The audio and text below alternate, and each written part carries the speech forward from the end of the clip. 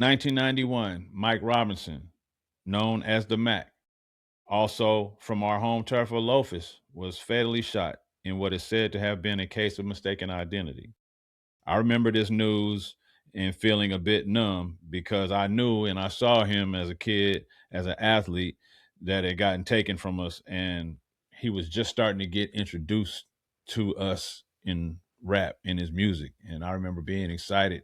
He was just a few years, older than me, but I remember being excited about, somebody from my neighborhood is actually doing it.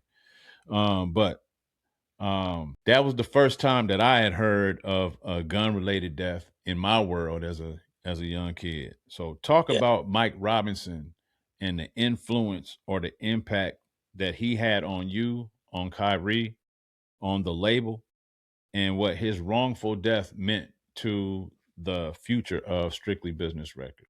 Okay. The Mac, that's the Scales family, Okay, yeah. right down That's the what's street. up. Mm-hmm. Uncle Steve, Larry.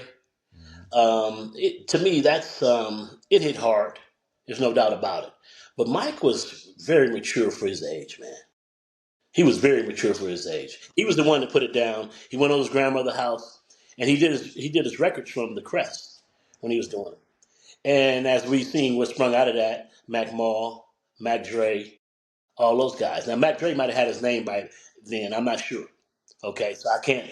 The time period, I was an observer from the outside. My brother was doing the music and everything. I was into the baseball.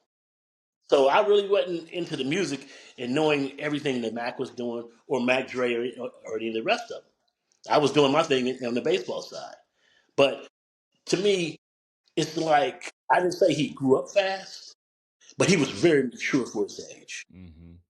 You know what I'm saying? Mm-hmm. You didn't want to mess with Mike, the Mac. As a man, you didn't want to mess with him. He'd put him on you. He had that kind of strength as a young man. And it's almost like it was premonition for whatever reason. He gets shot in a mistaken identity, you know? And I think at that time, it kind of brought both sides of Vallejo together a little bit.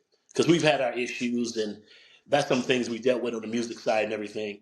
And it's Mm-hmm. like, we didn't grow up like that. That wasn't in our era. We didn't, we lived everywhere. Yeah. We go visit cousins. Beverly Hills, South North Vallejo, Vallejo, South West Vallejo, yeah. Vallejo, North Vallejo. That didn't matter. But for the Rancho youngsters, Dominguez. for whatever reason, they started feeling like that was something to fight for, the blocks, when you don't even own them. Yeah. And I don't know where that came from, but I know that it's been perpetuated through the music.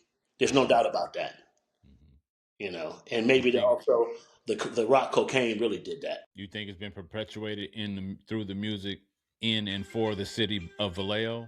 Sorry I to think cut it's you off. been perpetuated in the music, period. I Yeah. mean, we started having conscious rap and that kind of thing.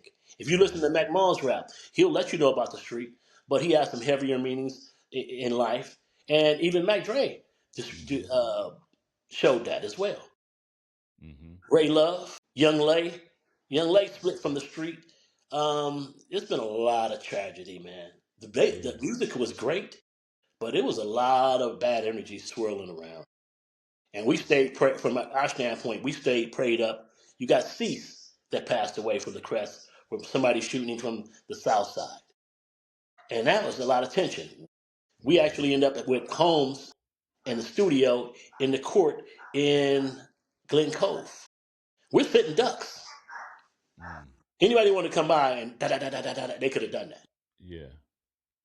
Our mindset was, and I know my mindset was, you know what? Ain't nothing gonna happen. We ain't in the streets like that, but we still had artists that was in the streets like that.